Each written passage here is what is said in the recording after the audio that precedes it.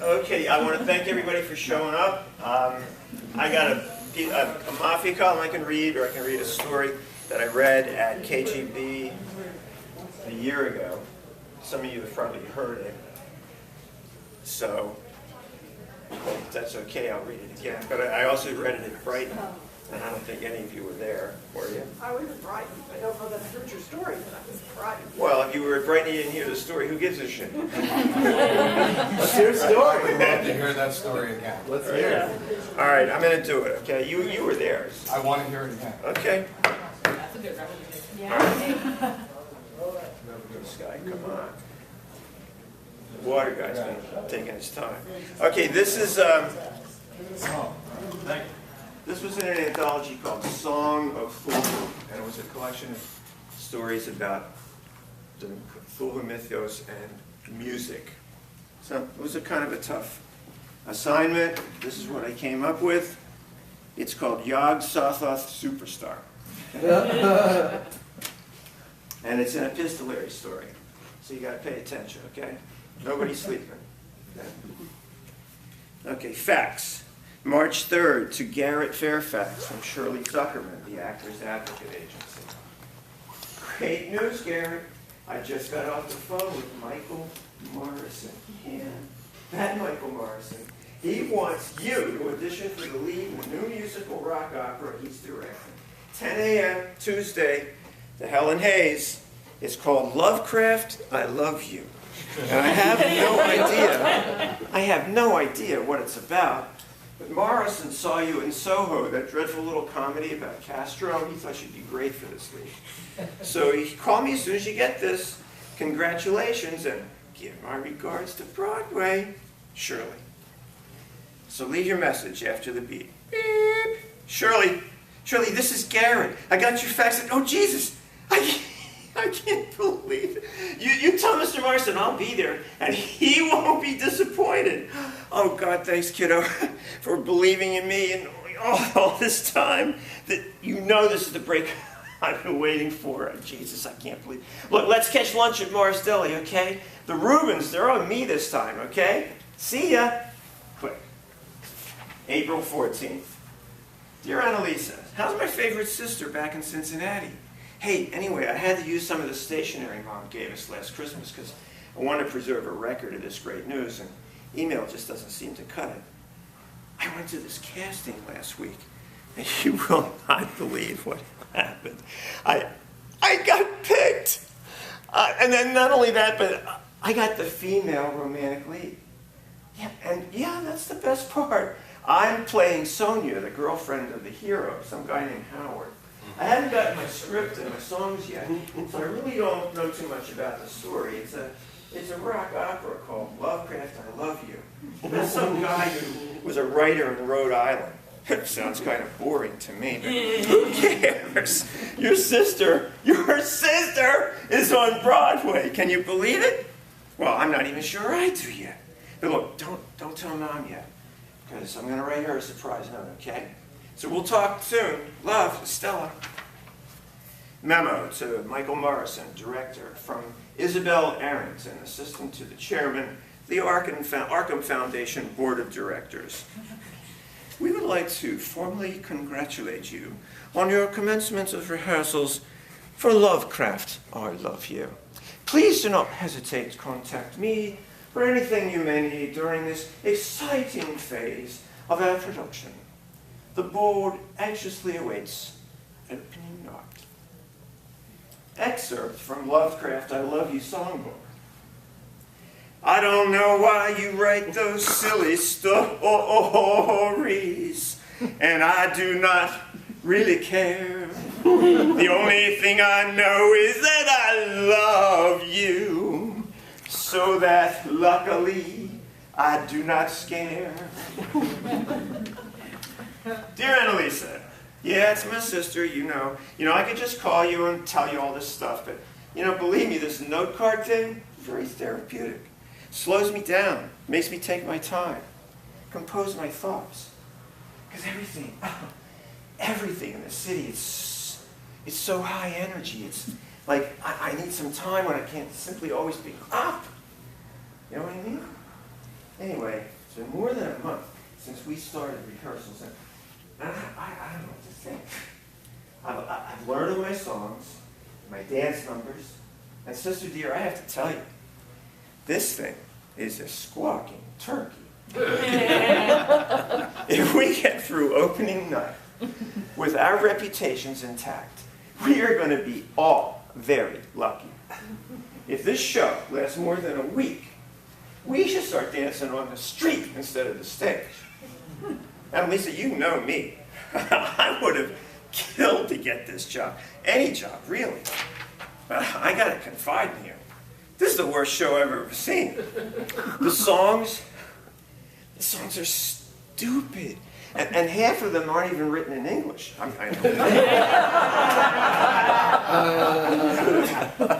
The story, what I can make of it, is just unbelievably dumb. And the main character is this racist recluse named Howard, who writes scary stories in Providence. He discovered, I don't know how to even explain this. He discovered the remains of this old civilization, and the names of the places and the people, they're not even pronounceable. I'm telling you, it's the dumbest thing I've ever seen. Even our director, a really famous guy, the guy that did Dogs, the guy that did Goodbye Molly, he's obviously embarrassed by this show. I always thought getting a part on Broadway was like the best thing that could ever happen to you. But you know, now I'm not so sure. Hey, but that doesn't mean I'm not going to stick this one out, because other people in the show, they become my friends, and they all said, even if this is a bomb, we're going to have a leg up, as they say in the business, on the next one. So you hang in there, sister. If by some miracle my show lasts more than a week, I'll send you some comps. Not that you like it, but you should see it, just to know how awful it is. We got 6 weeks rehearsal before opening night. I guess I should wrap this up and get some sleep. Love, your sister. And I'll call you back as soon as possible. Beep. Okay, Harvey. This is Michael. Now where the fuck are you, man? Every time I call about the show you got me hooked into, you are never fucking there. Harvey, if you're screening this call, pick up that goddamn phone. Jesus, I have to talk to you about this goddamn show, this nutty show. Hart, it's terrible. This is career self-immolation. I know I have a contract, but I am telling you on this phone, on this recording right now, I cannot stay attached to this theatrical abortion. So Harvey, I am telling you, if I do not hear from you tonight, I am quitting in the morning. I am calling that Arrington Harridan and her bogus foundation, and I'm telling her to just find herself another director. I am telling her to get somebody who never wants to work on Broadway again. Because I can tell you right now, that somebody is not me.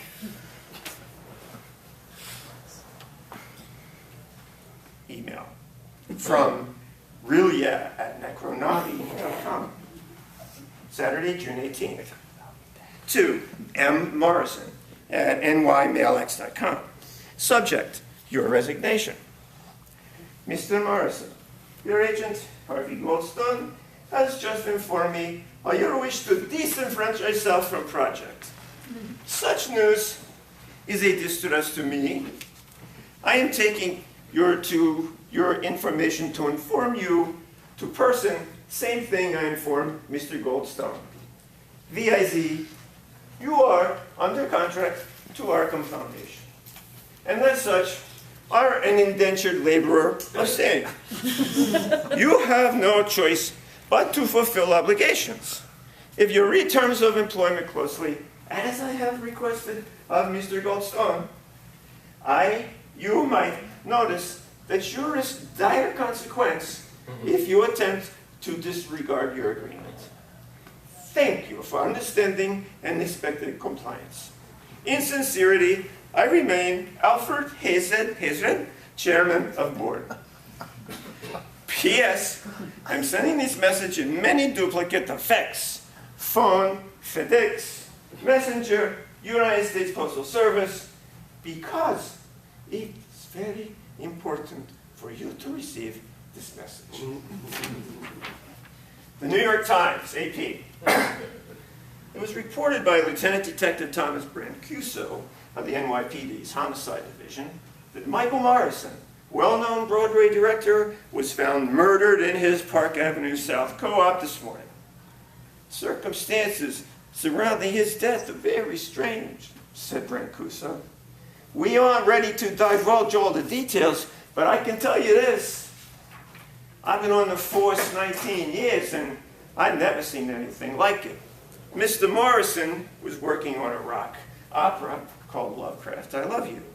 He was a native of Painesville, Ohio, and was 39 years old. So leave your message after the beep. Beep. Hey, Shirley, this is Garrett. Aren't you ever home? Anyway, I guess you heard about Morrison waking up this morning and finding himself dead. Know what I mean? The rumors are flying in here. And I was wondering if you heard anything, or if you might know what's really going on. The one that's ripping through the cast and the crew is that he quit the show. Well, not surprised, because everybody knew he hated it. It got so bad he was starting to hate all of us too. Know what I mean? I mean, it was a bad scene all around. I gotta tell you, but look, Elon, please don't tell anybody I said anything. This show's a stink bomb. If we don't take the first week, I'll be shocked, stunned. All the rest of that surprise stuff. But job's a job, the money's been great, and it is Broadway. Look, just give me a call as soon as you can, as soon as you know something, okay? Somebody in the show told me they have a friend at the 84th Precinct, and he told her Morrison was like in lots of pieces, only some of the pieces weren't even there. So anyway, I'll be waiting to hear from you. Miss Arrington came by this afternoon and said we'll have a new director tomorrow. I'll tell you who it is when I found out. Show must go on, right? See ya. Click. Excuse me a second. Need some fuel. Excerpt from WVXN FM's Eye on Broadway weekly feature. Eye on Broadway. There's been a lot of speculation surrounding the new rock opera, Lovecraft, I Love You, which is scheduled to open next week at the Helen Hayes. And I'm speaking with the show's lead, Estella Duarte. How are you doing, Estella? Great, Sam. Just great. Your show's had plenty much of a secret from the beginning, but ever since the tragic death of your director, the legendary Michael Morrison, producers of Lovecraft, I Love You have really put the clamps on things, wouldn't you say? Well, yeah, I guess that's true, but I know they always wanted to keep the whole show pretty secret right from the beginning. Do you have any idea why they wanted to do that? Well, gee, no, I don't know. Nobody ever explained it to us. I just know that it's in everybody's contract that we're forbidden to reveal anything about the show until after opening night. Well, then I guess my next question isn't going to get an answer. I was going to ask you what could be so exciting about the show's plot that would make it the most top secret project since the Manhattan Project. You want to dig? You know, I am not sure. You know, why don't you ask me that question next week when we've opened? I certainly will. In the meantime, what can you tell us about the rumors that several other people involved with the show have either died in horrible accidents or have been maimed terribly? Oh, sorry, Sam. No comment. We also heard there's some huge production expenses to this project. Care to comment? Well, I don't think... Our spies tell us there's a scene where something suddenly rises up in the ocean in a breathtaking display of lightning, steam, and boiling sea foam. Duarte, well, if that's what your spies have told you, I guess you better decide whether or not to believe him. Okay, Estella Duarte, you've got us all curious to say the least. This is Sam Vanderkellen for WXN FM. I'll see you all next week with Eye on Broadway. After the beat, do your thing. Beat. Garrett, this is Shirley calling you back. It's phone tag again, and you're in. Anyway, sugar, tomorrow's the big night, huh? Just calling to wish you luck and tell you I'll be there, but I'm going to be a little late. But I'll be there before that intermission, I promise. Despite what you think, the buzz is that you might have a hit on your hands. With all that hush-hush stuff and all, you got the whole theater gang pretty excited. I think you're just being too hard on yourself. Oh, by the way, wasn't that awful about Sam Vanderkam? Anyway, see you all tomorrow night. Break a leg. Dear Annalisa, okay, this is it. By the time you get this letter, Lovecraft, I Love You will be a part of Broadway history. Everybody is nervous, and some of the people are actually scared or even superstitious. I mean, you probably didn't hear about it in Cincinnati, but this guy Sam Vanderkellen here, he does a radio show about all the shows on Broadway. He fell right in front of a subway a couple nights ago. Right after he did an interview with me, can you believe it? I was right there. There was a witness, a homeless guy, and he said Sam didn't fall. He said it looked like he was pulled onto the tracks by something in the shadows. But that's what drinking Windex does to you. Anyway, some of the people in the show were a little freaked out by the story, especially after one of the crew got caught in the gears of the hydraulic lift. I have to tell you the gushy parts the really gushy parts when I see you next week. You're still flying in with John, right? Okay, give the kids a hug. And from their favorite aunt, can't wait to see you guys. From the Sunday Times Entertainment section. Probably the most anticipated opening of the young season has to be the Arkham Foundation's production of Lovecraft, I Love You. I know this critic has been hearing conflicting reports about the show on the Jungle Telegraph. And when you combine that with a few mysterious, albeit accidental deaths of people connected with this show, well, I'd say you have something pretty intriguing on your hands. Lovecraft, I Love You stars the promising new talents, the person of Garrett Fairfax and Estella Duarte, who play the lead characters of a Providence writer, and his enigmatic lady friend, Sonia Green. But before going on, I better make a confession. Despite the above actors' earnest efforts, I initially found them in a futile struggle to be believable. The show's opening songs and choreography seemed so lame, is the only word that springs to mind, that I was about to dismiss this production as a dismal and insulting assault on good taste. Indeed, I sensed a similar displeasure in most of the audience. However, something odd, something wonderful happened as the show picked up steam. The leaden cadence of the songs began to create a disposition not unlike that created by an informed selection of Gregorian chants. The overblown lighting and special effects gradually passed from merely tolerable to palatable to finally engrossing. I experienced a transformation, not only of mood, but of spirit. To feel my predisposed negative feelings be consummately dispelled was almost a religious experience, if not transcendental. Another oddly wonderful aspect of Lovecraft, I Love You, is its subtle yet inexorable revelation of a truly arcane mythology, far too complex to explore in this limited space. But be it enough for this critic to simply say that the portrayal of the mythic system is fascinating, engrossing, almost mesmeric. For an entirely original and exciting night of theater, don't miss this one. Blurbs from the billboards at Times Square, enthralling, New York Times, hypnotic, the New Yorker, a religious experience, Daily News, subversive and captivating, the Village Voice. Watch out for this one, the East Village Other. From a Newsday music review. For the third week in a row, the chart topper is the show tunes, in the show tunes category, is Lovecraft, I Love You.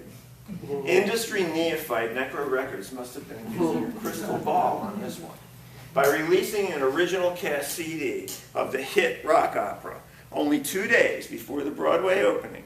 They've enjoyed the marketing coup of the year. This is the hottest disc in New York.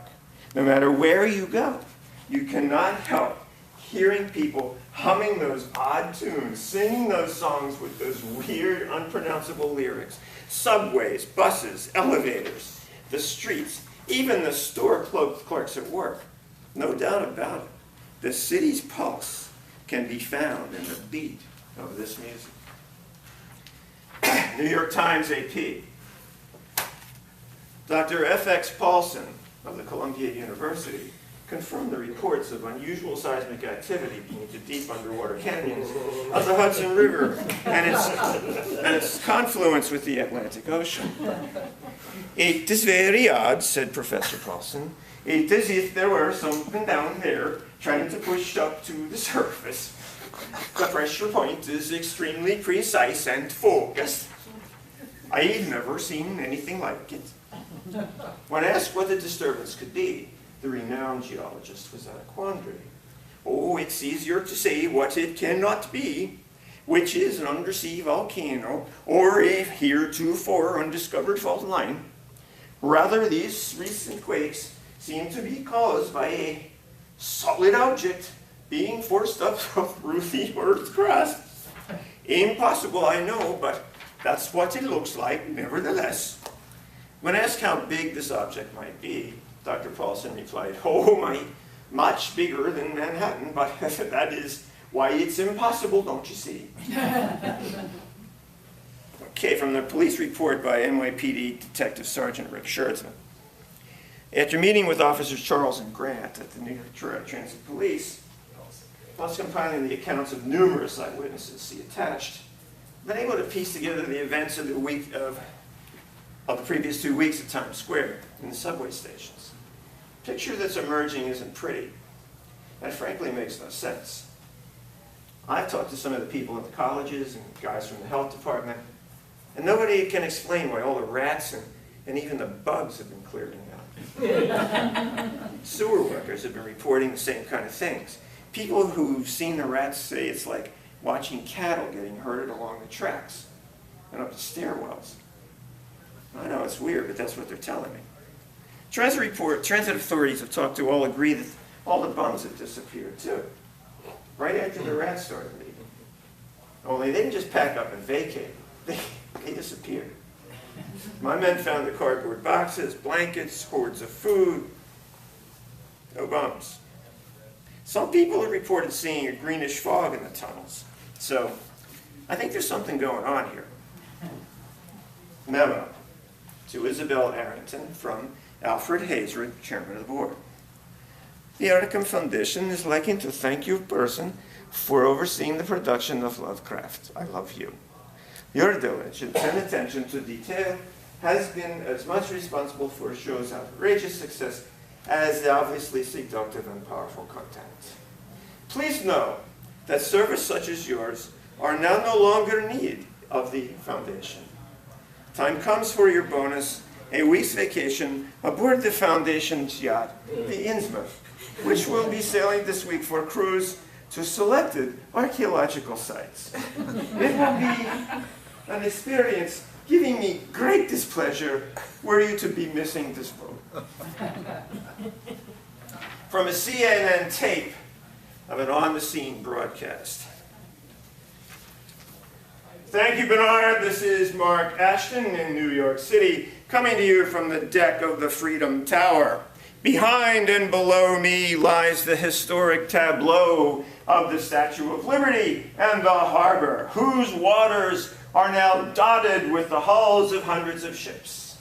The boats you see are a collection of scientific and military craft, as well as those onlookers, even though warned repeatedly to keep their distance.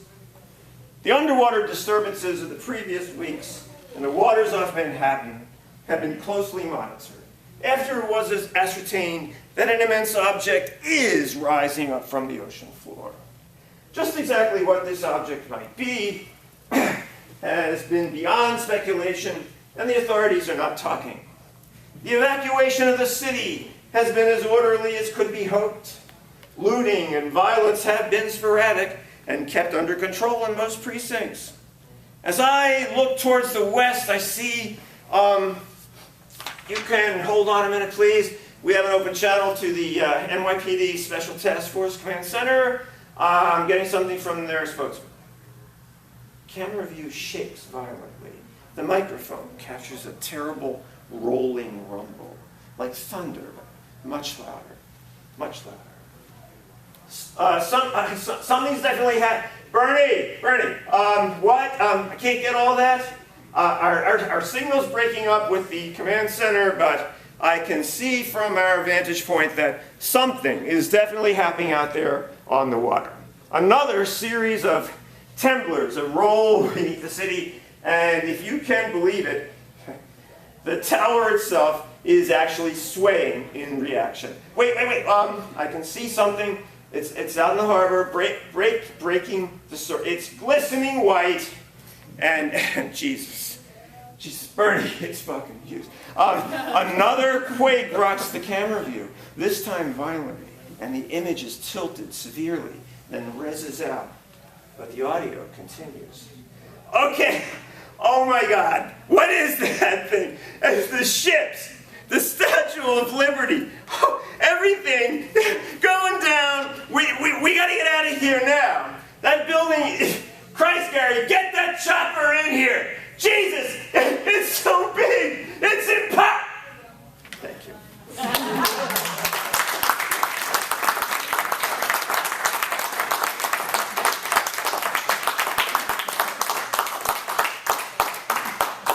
You guys don't get it, nobody will.